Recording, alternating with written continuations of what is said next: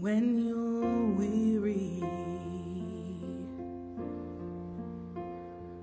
feeling small. My sermon this morning is called Having and Wanting. It's about a faith strategy in an uncertain time. So I hope I present a few ways of thinking about where we are right now that are going to be helpful to you to continue to feel the liberation and freedom that comes from our faith. But most of us right now are in a state of wanting.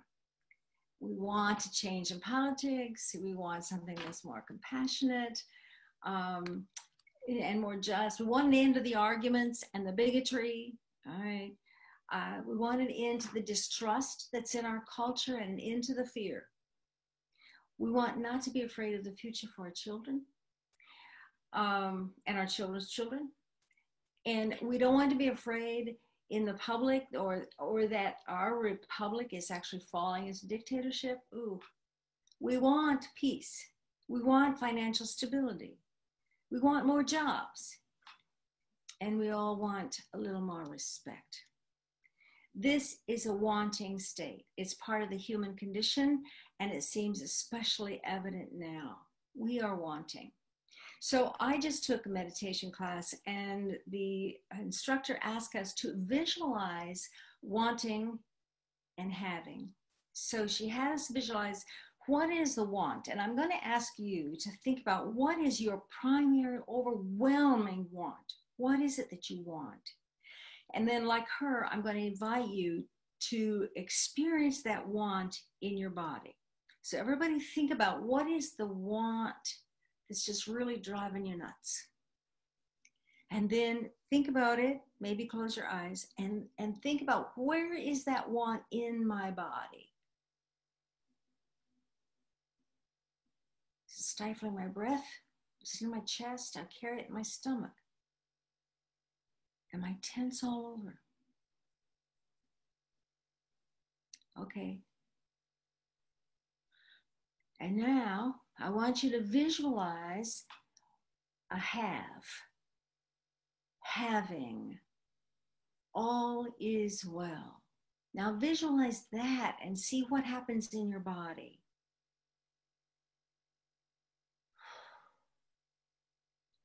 Does the tension go away? Does the stress go away in your body?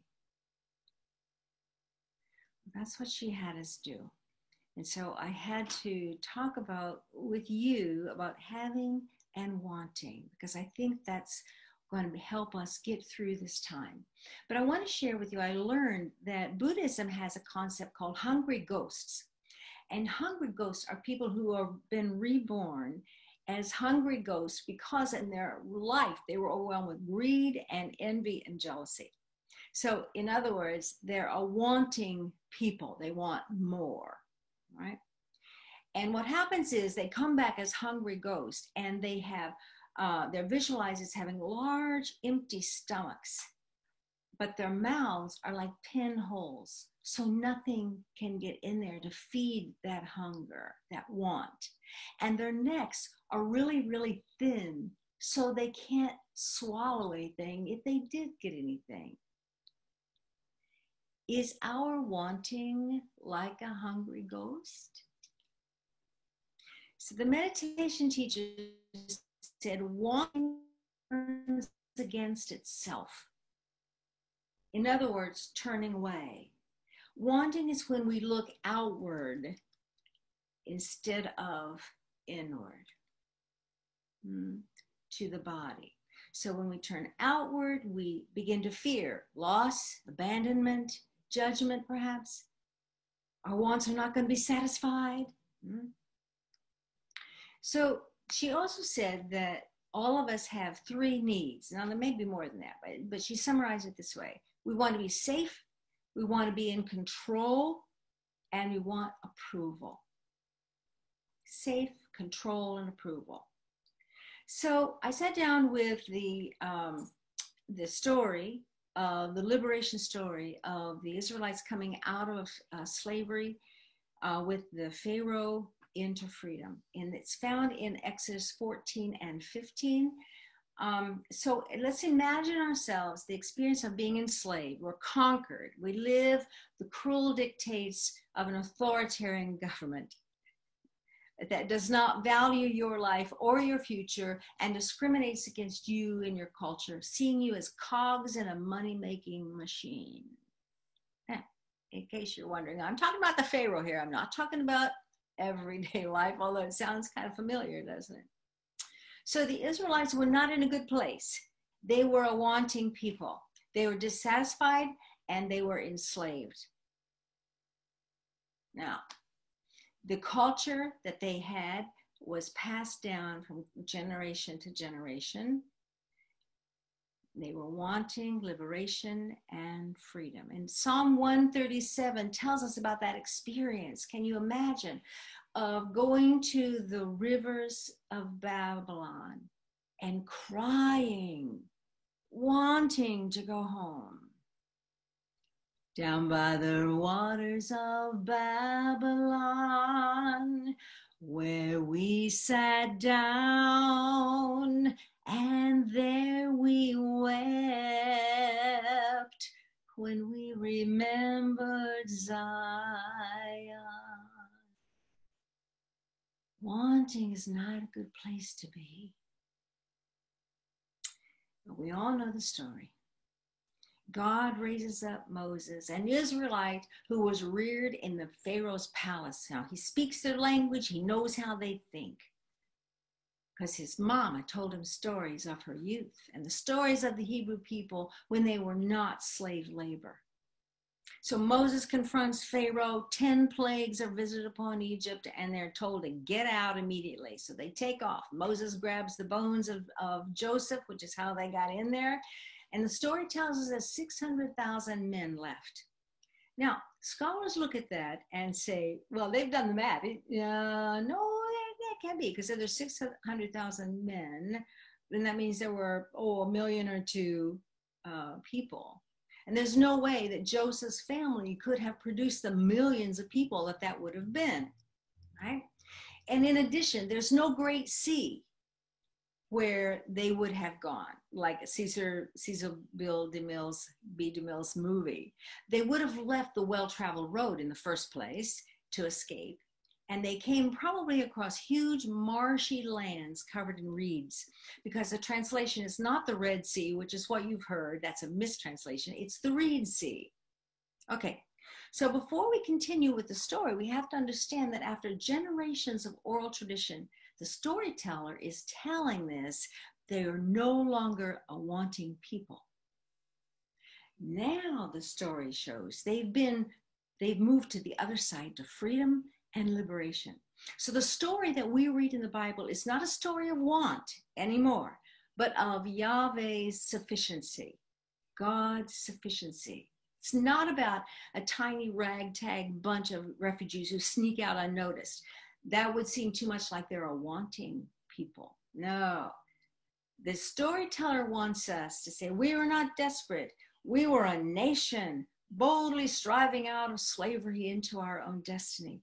The Pharaoh was not a powerful monarch, but a helpless man who doesn't stand a chance before our God, not the Egyptian God, our God, Yahweh.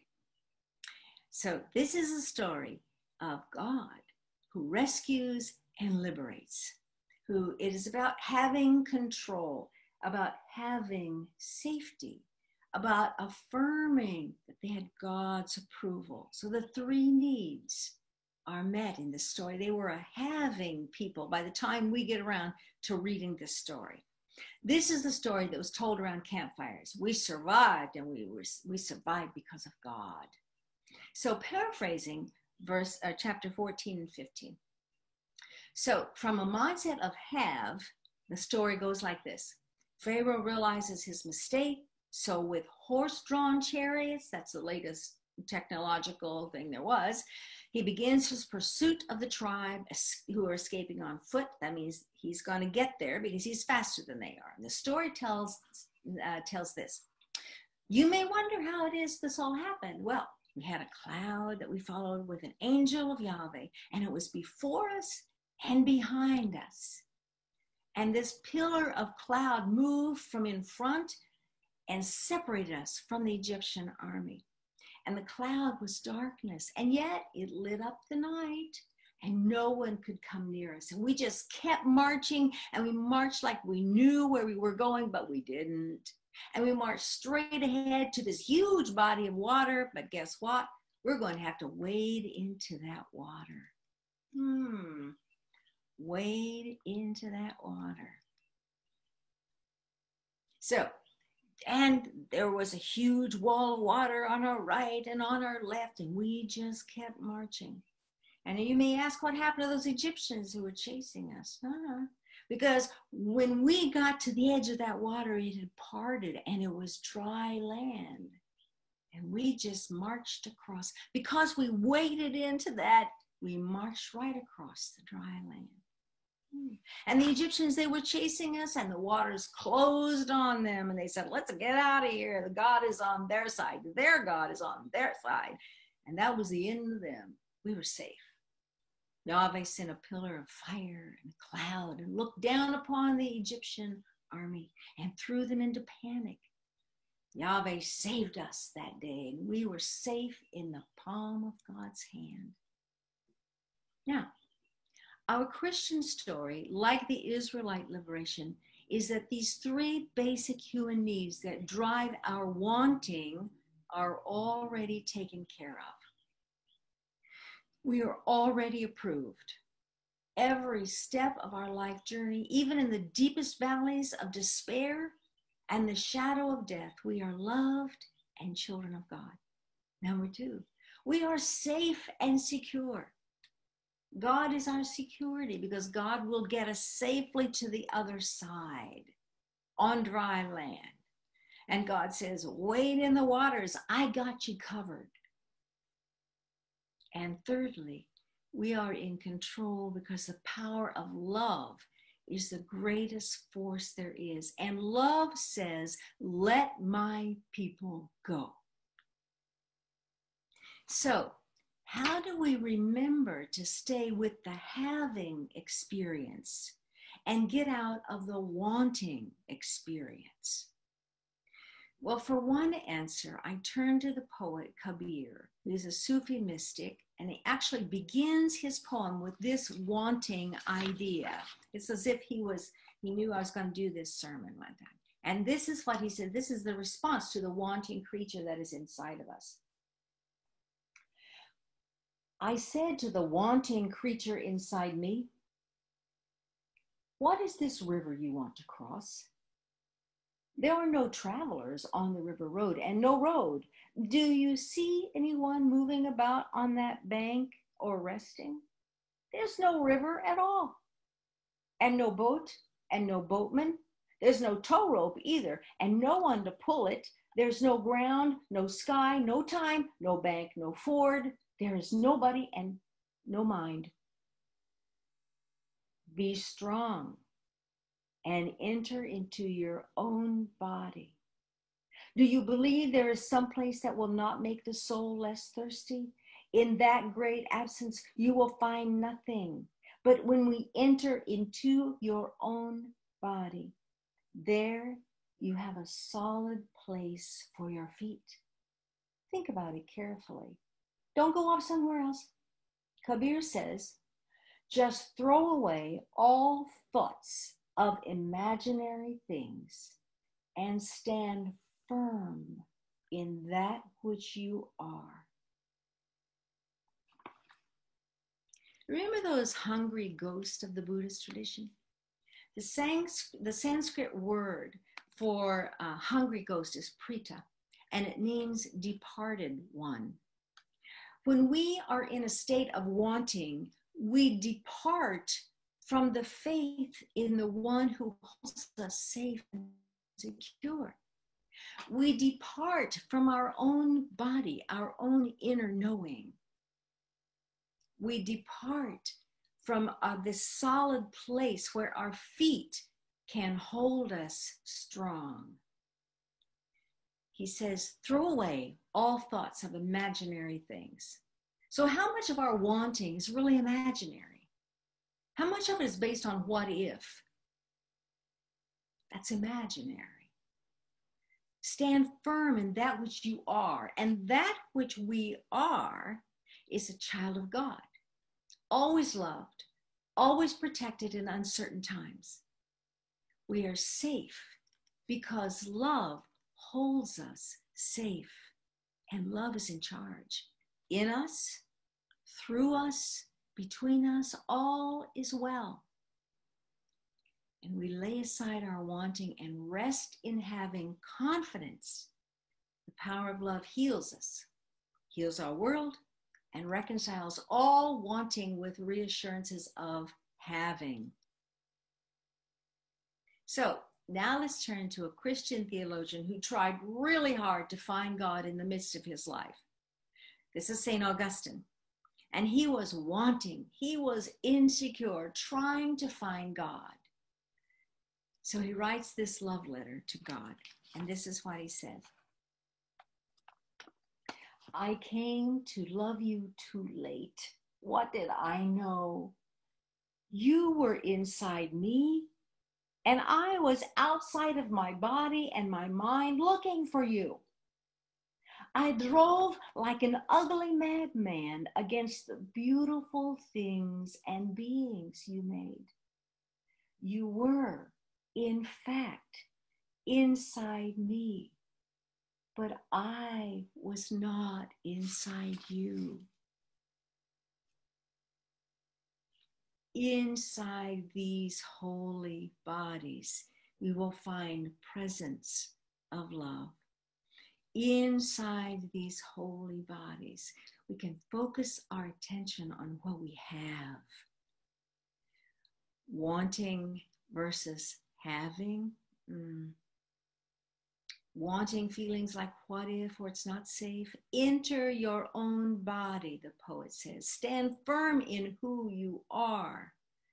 God is inside me, and I was out of my body and out of my mind looking for God. You were, in fact, inside me, but I was not inside you, the theologian says.